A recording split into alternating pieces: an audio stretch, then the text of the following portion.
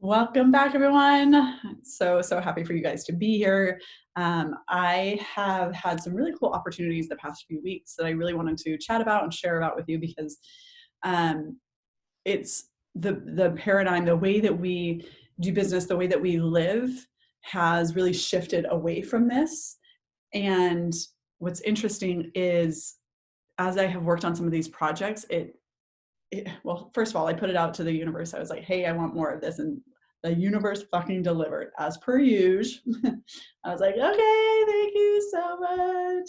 Maybe just chill for a second. I never tell the universe to hold on because, we don't want to stop that flow. But so what I'm talking about is really community. And I was like, this was, I don't know, probably about 4 months or so ago. I want to say like springtime. I was telling my fiance Matt, I was like, I'm needing community. I am needing in-person things. I went from, if you aren't familiar with my background, I built a 6-figure lash business and with people all day between my employees. At one point I had a business partner, all of my clients, kids, friends. Like I was always with people and in like the best of ways. But what I recognized is that with all that has happened and with transitioning my business primarily online, I was missing a lot of the connection pieces. And I think so many of us are. There's this really interesting wave that's happening of how great it is to be able to work from anywhere and, move your business online and all this social media presence and all of these really great things, which are really great and obviously still doing because here we are on all the platforms, right? Here we are on podcast and on YouTube and creating little shorts and things like that for all of our TikTok, Instagram, you name it, we're doing it. However, what I always tell all of my clients who have a sacral chakra imbalance, so your sacral chakra is your connection, creativity. It's your I like to call it your creation station because it truly is the base of all points of creativity in your life.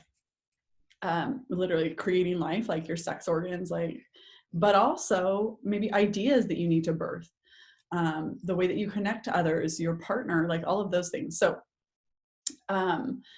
what I say to all of the people that are experiencing a blockage and an imbalance in theirs, I was like, you need connection. You need to have the opportunity to feel creative, to feel spontaneous, and to really allow that. You do have to interact with people. You do have to not just sit at home and create content.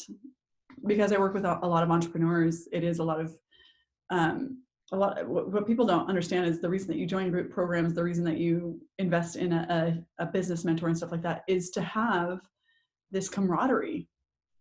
It's not because they have the secrets that are going to unlock the magic $1 million. It's that we feed off of one another's energy. It's why there's that saying, you are the 5 people that you surround yourself with. It's because energetically you attract and then represent your belief system, but also you attract those with similar beliefs, commonalities, harmony. Like essentially you're always trying to create harmony. And I was like, okay, I really am wanting in-person connection. I'm wanting community. I'm wanting to really be with other people. So I did a few things. Here's what I recognized is that I could feel my creativity was off. I wasn't excited. Like you guys, when I say I can create content like a crazy person, like I have got, I don't know how long this note is, but it is by far probably one of the longest notes that you'll ever have on an iPhone. It's just ridiculous. But it's just this running thing of ideas. And every time I get one, I have to write it down because creativity comes from spontaneity. It's a spontaneous mixture of innovation that's kind of remixed. You're taking things that you're experiencing, right? You're visually seeing, you're hearing, something like that. And it's sparking something that maybe from from old, right? That you already had, that you already kind of was maybe rolling around in your mind. And then when you heard this, it allowed some of these synapses, some of these connections to happen in the brain. So I've got this running thing. You guys, I could not create content for the life of me. Here I have this giant note that I'm just going to town on. And I literally was like, I had nothing to say. Guys, I could talk on a podcast for an hour by myself. What do you mean I got nothing to say? So I recognized that something was off and I was like, I need more community. So I did a few things. I was like, okay, instead of waiting for community to come find me, because that's not how it works, how all things work energetically is when you recognize that something is off, that you need something, that you feel imbalanced, any of those things, something comes into your awareness. The next thing is that if you continue to just observe it, you perpetuate the imbalance. That's going to keep showing up for you. Just because you observe it, you know that there's an issue, doesn't mean that it goes away. So the next thing is like, okay, what do I want? So you have to kind of create an intention. What do I feel like is going to create balance for me? And this is where I think the missing piece for a lot of people is they want to stay really in the mental body and really think that the way that it trickles down from the mental body to the vital body to the physical body will just happen, right? It doesn't. It can, but a lot of times we're so conditioned in our physical world that the things that we're doing in our physical bodies, sorry, there's something, there we go. I was like, I need to move my knee, it felt awkward. There's something in our physical world that is basically countering our intention. So if your intention is to, make $1 million or whatever, and you're always crying that you're broke, really doesn't align energetically with somebody who has $1 million. So that's when we kind of say like, meeting the vibration and kind of becoming the vibration. That's what that is.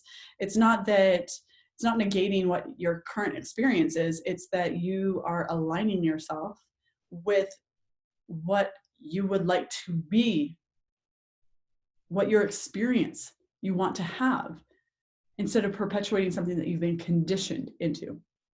So a lot of times the biggest thing that you can do in order to shift your energy, to shift what's calling into your life, to shift what's happening and being attracted into your sphere, your electromagnetic field, is to actually take action in the physical world, to make the changes to some of your habits and behaviors and things like that. Because if you don't make those changes, if you continue with the same behavior, even though you've set an intention, but the behavior does not match the intention, it's going to continue to collide and create disharmony. So it's not going to, you want a resonance, right? You want this harmony to happen. And if they're opposing, they're not going to come into resonance. So what did I do? First thing, I got this really great, I was like, this is what I want. And so then I started to lay out, I'm going to start renting an in-person space. We're filming from here. I'm here right now. An in-person space for healing. So I was like, I want more in-person clients. I really, the touch is so valuable. I want to be able to do breath work in person. It's really, really incredible and really transformational. And I want to have a space to do that, even if it's small, even if I don't have a ton, like I really want that. And I was like, okay, I also would like to, host more events, more retreats, things of that nature. Now, guys, when I tell you, like within 48 hours, what's so funny is I noticed this is part of the reason that in my Soul Alignment Accelerator, my one-on-one program, that we do a healing session every month. When I tell you that 48 hours after a healing session, the shit that has happened to people that is mind-blowingly, phenomenally great is an understatement. I've had somebody who was approached to be a business partner in like a dream business, that she literally in the session was like, I've never literally thought that big for myself. And I was like, we're going to do it. We're going to go there. Poof. it showed up. I've had somebody who went that month to make their first 4-figure month they've ever made. Like, they're like, I have never hit 5K in a month. I was like, here we are. I told you. I like, all sorts of really crazy things happen within that 48 hours when your energetic alignment is there. Again, you create this resonance for different experiences. And if you marry that with the physical actions, this is why I always give soul homework of things to do to be able to hold that vibration. Life changing, life fucking changing. So I was like, okay, this is what I want. I want more events, stuff like that. So within 48 hours, I was presented with 2 opportunities, ones that I honestly did not even know were on the table or that people had even thought of me for, which was really cool. And then I was like, okay, I was also approached to help my girlfriend, Megan Yelani, be a retreat coordinator for her. So I was like, sure, I've hosted retreats and done events. I can absolutely do that for you. And it was kind of a slow, it felt like a little bit of a slow season for me. And some of it was intentional. I really wanted space. And again, because I wasn't feeling super creative, I was like, I'm going to take this opportunity to just do something a little different. So that was, you guys, when I say how incredible these groups of women are, and I was like, this. And so when I talk about, this is why we as humans, we are pack animals. Not animals, but we are, I mean, essentially pack mammals. But we are meant to actually be together. We thrive together. This is part of the reason why isolation is the most severe form of punishment. We are meant to actually come together, collaborate.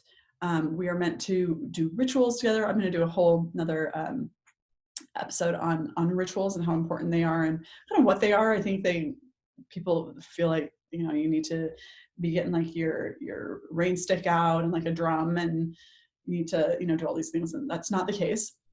So I'm keep an eye out for that. But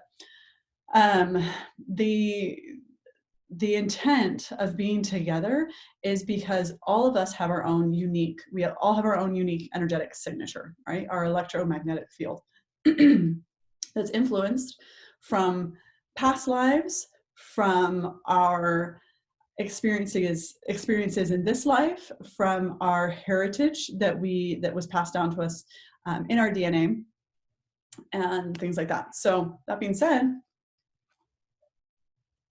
we're all not going to be the same people. Thank God, right? Thank goodness. We need other people because other people have things that we need. Go figure. Why do you think we have a strong desire for friendship, a strong desire for companionship, partnership, a strong desire to procreate or to nurture things, not even to have babies, but to have animals, to care for something? That is in our DNA, to be together. Our electromagnetic fields need what each other has. And so it was really such a cool opportunity to be asked to be a part of this and be exposed to so many amazing, amazing women, and really how they support one another, and really kind of break down some of these barriers about competition. Is really, like, when it comes down to it, the imbalanced solar plexus of our fucking world right now is on a power trip, and has been for some time, of how do you keep the power is by making other people feel less. So we've been taught that, you know, my success or somebody else's success inhibits my success, is a threat. And so then what do? I keep them at bay, when really they may have something that I need. We can learn from each other. We can still both, it's like, when you think about when we were living more in like villages and kind of these more communal situations, right? There wasn't only one fisherman. There wasn't only one person who did, it's like you pass things down, you shared them, you taught people how to do things, you taught, okay, and a couple of people went to fish and a couple of people did this and they all had their purpose. It is no different. It is no different right now. And I think because women are naturally really great leaders, the way to keep women separate and to keep the power out of their hands is to pit them against one another, to really to encourage separation. And so it was really beautiful to see this coming together and to be able to bear witness to some of this, like the way that they supported one another, the way that they spoke to one another, the way they encouraged one another, the way that they shared their ideas. And it wasn't like, this is my idea, don't take it. It was like, this is something I think would be really great. This I think would be really great for your program. What if you did this? And it was so, so cool to see. Another thing that I called into my realm was a friend of mine, Carrie Brady. She was my mentor at one point. She wrote a book. And so I was able to go to her book launch, which was, again, a whole bunch of women, all in the kind of online business or just business space in general, all of us doing different things, but so cool to be able to come together. And when I look at where she is, the level of income, even writing a book, I'm currently writing a book, and it was so amazing to feel this sense of excitement for her. What's interesting is normally when I look at like past versions of myself, normally I would have felt jealous. I would have felt jealous even to not be going to the events that I helped coordinate. I would have been jealous that, she was making, and not overtly, not like mean jealous, but internally, I was never somebody to really say it out loud very often. Because again, conditioned that feeling like somebody else has something that I want is bad. And so it was very cool to witness my own healing in the moment of when somebody is achieving something, when they have something, and you're witnessing it, it's because you were meant to see it so you could see what is possible. Did you hear me? So you can see what is possible for you. It's a mirror. It's a mirror to show you that all of this is available to you too. All of it. You can have the book, you can have the income, you can have the friends, you can have the community. All of these things that I was really wanting and craving, it literally showed up in my field within a few months, you guys. And that, when I say that is how powerful doing healing work is, it doesn't have to be like this terrible, like, dark night of the soul and I'm crying all the time. It doesn't have to be like that. In fact, where most healing happens, I feel like, is these small little moments that you just bring you into this awareness of, oh, I do that. And I think that's because of this. Okay, I'm going to do it different. And then when that same situation is presented, choosing different. And it's like the smallest thing, nobody would know. Nobody would know. I feel like, there's that, this just reminds me really quick, like that TikTok that's like, nobody's going to know. They're going to know. Nobody's going to know. They're going to know. And anyways, it goes back and forth. It just literally when I said it, I was like, it was just in the right pitch and tone that I was like, God, that sounds just like that. But if you're noticing a sense of jealousy, a sense of comparison, a sense of feeling a little resentful or any of those types of feelings, I get curious. And I say this often because curiosity can be one of the best teachers. The jealousy stems, at least for myself, and I know for several of my clients, the jealousy is not that you're not excited for somebody else. You are excited for somebody else. You want them to have that. And it's not to say you want them to have it or you to have it and not them. But it is a seeing that you want this possibility, this probability, right? This income, this relationship, this whatever that this other person has. And you feel like that's something that you want. And instead of looking at it like, again, this competition, because that again strips you of your power. Instead of it being a competition of they can't have it, only if one has it, the other person doesn't. Instead, looking at it like, I am so grateful that was brought into my field and my awareness, into my presence, because that shows me. It shows me that it's possible for me. It shows me that somebody else, again, in my circle, right? When we talked about the people that you surround yourself with, in my circle has attracted it into their life. That means it's on the verge for me. And so when I see that, I'm always like, this is coming. I know it's coming. It's bubbling. It's percolating. It's right there. It just hasn't shown up yet. And I'm like, okay, what do I need to do to get it to show up? And that's usually when I go back to, I'm like, okay, what do I need to do? I recognize here's the trigger, whether that be jealousy or comparison or imposter syndrome, something like that. Here's the trigger. What do they have that I want? What do they have that I want to embody? Because if you're jealous, clearly you want something they have, which is fine. Jealousy is not bad. Guys, there is no bad emotion.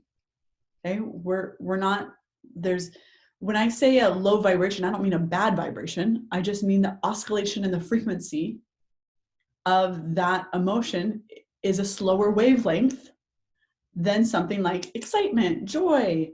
Those oscillate at a higher, like speedier frequency. That's all that it means, okay? So again, no emotion is bad. Jealousy is not bad. To experience it, to stay in it is the problem, is when you let yourself kind of dig roots into that. You plant that seed and you water it and you get it sunshine and you make sure it's all fertilized, and then you're like, fucking grow, jealousy, okay? Because then you have that in your field, and so what is it going to attract? More things for you to feel jealous of. So instead of looking at it as potential for you, you're looking at it as competition for you. So here's this shift, going from looking at the experience of jealousy as potential versus comparison that you were looking at it like before. So I always look at it like so incredibly grateful. You guys, this all stemmed from recognizing, in order to grow, in order to create the massive impact that I want to make, in order to facilitate so much healing in the world that is really needed right now, I need to be exposed to more people. I need to have a greater community. I want to be more with people. I want to be able to find people that are interested in healing, that are already kind of curious. I want to help facilitate that for them. And the way to do that is I was like, okay, I create that intention. So again, when you see the jealousy or something like that pop up, it comes back to, okay, I'm having the feeling, what do I want that they have? And then, okay, what actions do I need to take? Because that's not in my field yet. I really want my book to be finished, but it's not. It's fine. I haven't worked on it. And that's it. I haven't done the things that she has done in order for the book to be completed, in order for it to be published. How do you feel jealousy knowing that you haven't done some of the same behaviors that she has? You haven't made the same choices, but it being there means it's available to you. So then I can reassess. I'm like, okay, well, what do I need to do? Obviously work on my book. And what's interesting is she gave me a whole bunch of resources and stuff like that. So when I am ready to publish, I literally have all of the things ready to go. Which again, just goes back to what a cool, what a reminder, and what a cool experience to know that I am a great manifester. That here I was wanting community because I wanted to change the impact that I had. Because I had all of these smaller goals, right, to get to that point of impact. And people showed up in my sphere that could help me facilitate that. And so when you're feeling things, when you're seeing that, you're like, okay, I feel this, this, and this, It's like, what actions do I need to take? What behaviors need to change in the physical world to help marry and really harmonize with my intention? That's one of the most powerful things we can do. And I notice it a lot just in our world in general because of social media, the amount of jealousy and comparison and imposter syndrome that I see. It's all solar plexus and heart chakra is vast. It is. We are bombarded with so many other people's lives that we don't even know. What they do, what they say does not affect us, but it does. And so it does because we let it, because we consume social media, and that's okay. But what's interesting is you can really use it as a tool. Just like normally I would have maybe felt more jealous, but I recognize like what a great opportunity that here I had already made this decision to grow in community, in connection, in impact. And then how that trickled down for me was showing me all of the ways that it actually is possible for me. So I want you to look at your kind of plan for your life, your plan for your business. What is it that you want to do? What is it that you want to create? What do you want to put out there? Okay, now knowing that, you know, it can even be relationships. It could be, I want to, manifest a really great partner. Okay. How do you want to feel? What kind of experience do you want to have? Okay, so maybe you're not having it quite yet. Okay, so how do we bridge this gap of having it and it truly being in our physical reality, and then our physical reality where it is? This is where we come into like collapsing timelines. The way to do that is begin to embody those things and putting it out there, and then start taking the physical action. So again, they start to harmonize. They really start to sync up, and they're not playing against one another anymore. It can literally, truly, truly change your life. One of the things that I have noticed that people that have bought my Soulful Embodiment School, which is a do-it-yourself healing course, have really loved, is that it's something that I talk about which emotions kind of go with each chakra, but also how they show up in your life, how they show up in your relationships, how they show up in your health, how they show up in your business. So I start to kind of break these things down. So it's a really great touch-based tool. If you don't already have it, you can always snag it. I'll put it in the comments below, but be able to do a lot of your healing work on your own. You don't always have to go to a healer. In fact, you are your best healer. All that healers, shamans, medicine men and women do is really hold space for you to heal, for you to realize your potential. And so what this does is that I give you and kind of break down each of the chakras and some of the things that can kind of coincide in there. So you can begin to identify, ooh, this one's probably off. And then I actually give you what I call like the little toolbox. So it's got different crystals you can use, mantras, it's got yoga postures and different things like that you can start to utilize to help balance that chakra. So not only are you going to change some of your behavior, right? Take physical action, you can actually use some of this support. You can use the crystal, you can use the oils, because those are a vibrational frequency that is similar to that chakra. So if that chakra is off, it's going to help hold and maintain that frequency for you. So again, I'll throw that in the comments for you. If you have any more questions, you can always reach out to me. But really bridging this gap and creating deeper community is truly, truly, truly how we heal. And if you're needing community, you can always reach out. I have a Facebook group, lots of stuff going on in person and things like that, that you can always attend. And you guys, there's no reason that you need to buy into any of your conditioning. You don't have to, when somebody else achieves something, feel jealous. You don't have to feel imposter syndrome.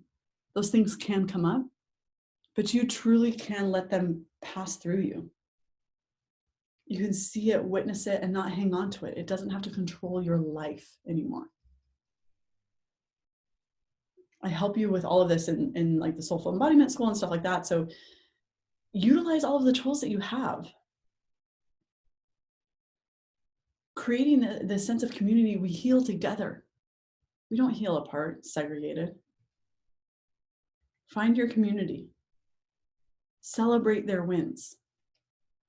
Notice the things that you're like, oh, I really want to do that. If one of your friends is achieving something or something like that, great. That means it's a possibility for you too. So if you don't already, please, please, please take a screenshot of you watching this, whether it's on YouTube or maybe even you're listening to it on the Eat, Pray, Slay podcast. Share it with your friends. The only way that we can truly deeply heal is if we transmute the energy and the conditioning of the experiences that we've already had and allow that to be able to transform and transmute into something that we can really utilize to our full potential. Most of us aren't utilizing our full potential because we've been conditioned not to. We've been conditioned for the comparison. We've been conditioned for the separation. We've been conditioned for like the jealousy and all of those things. That's not who you are, and that's not for your highest alignment. Being able to heal through these things will really, really start to create some vast change. And so if you do some of these exercises that I'm telling you, right, I would love for you to share them with me. I love, love, love hearing about them. Please send me a DM or you can share it below. And I look forward to chatting with you guys later. I just love you all so much. And I'm so grateful for your community. So cheers, everyone.